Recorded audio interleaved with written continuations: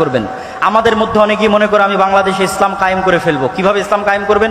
সবাই যদি নামাজি হয়ে যায় ইসলাম কায়েম হয়ে গেল, সবাই যদি পর্দা করে ইসলাম কায়েম হয়ে গেল। জি না, ইসলামের সবচেয়ে বেসিক এলিমেন্ট, সবচেয়ে মূল ভিত্তি হচ্ছে সত্যবাদিতা, ন্যায়পরায়ণতা। বাইতুল মুকাররমের মধ্যে নামাজি মানুষ মারামারি করতেছে, বাইতুল মুকাররমের মধ্যে যার দাড়ি আছে, টুপি আছে, পাঞ্জাবি আছে, সে মারামারি করতেছে। তার মানে কি? তার মানে সে ইসলামের বেসিক এলিমেন্ট সম্পর্কে জানে না। সে মনে করেছে ইসলাম মানে সালাত, সে মনে করেছে ইসলাম মানে হজ, সে মনে করেছে ইসলাম মানে পর্দা। কিন্তু ইসলাম মানে আগে ন্যায়পরায়ণতা, আগে সত্যবাদিতা। মুহাম্মদ সাল্লাল্লাহু আলাইহি ওয়াসাল্লাম সালাত শিখেছে 40 বছর পরে, সূরা ফাতিহা শিখেছে 40 বছর পরে। আর উনি জন্মগত সত্যবাদী এবং ন্যায়পরায়ণ, তথা 40 বছর যাবৎ যেই গুণ তিনি জন্মগত বহন করেছেন নবী হওয়ার আগেও, সেটি হচ্ছে তিনি সত্য বলতেন, কোনোদিন মিথ্যা বলেননি। 2, তিনি সৎ এবং ন্যায়পরায়ণ, কোনোদিন মানুষের প্রতি অন্যায় করেননি। পৃথিবীতে আল্লাহ যত নবী রাসূল পাঠিয়েছেন, প্রত্যেক নবী রাসূলকে নবী হওয়ার আগে এই দুটি মৌলিক গুণাবলীর অধিকারী হতে হয়েছে। এক, সত্য কথা বলতে হবে, ন্যায়পরায়ণ হতে হবে। কেন? এই গুণটা আল্লাহর। আল্লাহ সত্যবাদী, আল্লাহ ন্যায়পরায়ণ। আল্লাহ বলে দিয়েছেন, তিনি কিয়ামতের মাঠে বলিনি কোটার ভিত্তিতে বিচার হবে না, আর কোনো কিছুর ভিত্তিতে বিচার হবে না, উনি ন্যায়পরায়ণ। তিনি বলেছেন, ইন্নী হারামতু যুলমা আলাইয়া, আমি আল্লাহ আমার উপর অত্যাচার করাকে হারাম করে নিয়েছি। এই যে পৃথিবী সৃষ্টি করে দিলাম, গেম ওপেন করে দিলাম, সফটওয়্যার ডেভেলপ করে দিলাম, এখন এখানে প্লাস আর মাইনাস পয়েন্ট বাড়তে থাকবে, কমতে থাকবে। মনে করেন শেয়ার বাজার যে মেরে নিয়ে গেছে ওর হয়েছে প্লাস প্লাস প্লাস, আর যার মেরে নিয়েছে ওর হয়েছে মাইনাস মাইনাস মাইনাস। এখন কিয়ামতের মাঠে আল্লাহ যদি এই প্লাস মাইনাসকে ক্যান্সেল করে জিরো না বানাতে পারেন, তাহলে আল্লাহ নন, নাউজুবিল্লাহ। এটা তার দাবি যে তিনি ন্যায়পরায়ণ। মানে পৃথিবীতে যা অন্যায় সংঘটিত হয়েছে, মানুষের সাথে তো বহু দূরের কথা, পশুর সাথেও যা অন্যায় সংঘটিত হয়েছে তা তিনি মিটমাট করে দিয়ে পৃথিবীর রেজাল্ট করবেন জিরো। পৃথিবী যখন শুরু হয়েছিল তখন জিরো, আর পৃথিবীতে মানুষ যা অন্যায়, অনাচার, মারামারি, কাটাকাটি, ঢাকা বিশ্ববিদ্যালয়ে একজনকে অন্যায়ভাবে হত্যা করা হলো, ওই বিষয়ে রাসূল সাল্লাল্লাহু আলাইহি ওয়াসাল্লামের একটা হাদিস শুনেন।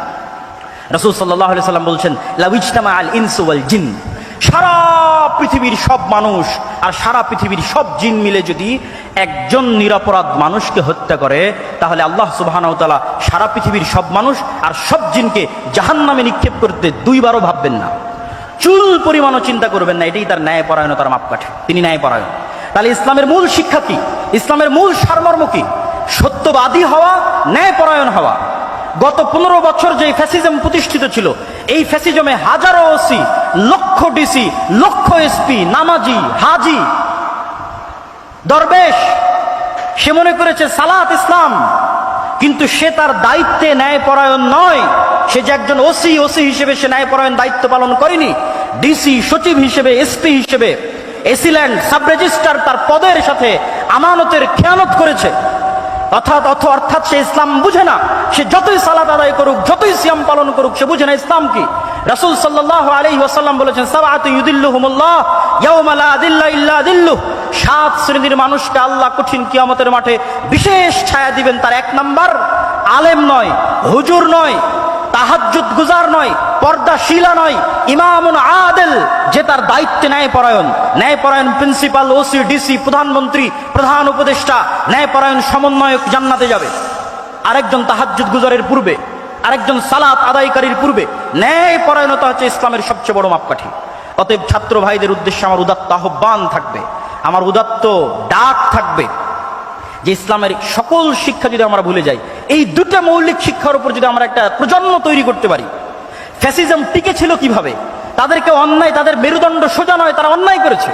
আপনি সারা বাংলাদেশে মেরুদণ্ড সোজাওয়ালা, সৎ, ন্যায়পরায়ণ ওসিডিসি এসপি দেন, ক্ষমতায় যে আসুক না কেন, দেশ সুন্দর চলবে। তো এসিডিসি এসপি কারা হবে? আপনারাই হবেন। আপনারা শিখেন ইসলামের মূল শিক্ষা, সৎ এবং ন্যায়পরায়ণ হওয়া, এবং টাকার কাছে, কোনো চাপের কাছে মাথা নত না করা। এটাই শয়তানের বিরুদ্ধে যুদ্ধ। সম্মানিত উপস্থিতি, বক্তব্যের বিষয় ছিল অনেক কঠিন।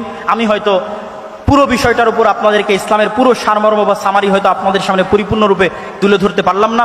তারপরে যতটুকু চেষ্টা করেছি তুলে ধরার চেষ্টা করেছি। আল্লাহ সুবহানাহু ওয়া তাআলা আমাদের সকলকে আল্লাহ সুবহানাহু ওয়া তাআলার এই একমাত্র মনোনীত দ্বীনের উপর টিকে থাকার এবং এই দ্বীনের উপর মৃত্যুবরণ করার এবং যেটা প্রকৃত সফলতার মানদণ্ড সেই জান্নাতে প্রবেশ করার তৌফিক দান করুক। আল্লাহুম্মা আমিন। ওয়া আখিরু দাওয়ানা আনিল হামদুলিল্লাহি রাব্বিল আলামিন। আসসালামু আলাইকুম ওয়া রাহমাতুল্লাহি ওয়া বারাকাতুহু।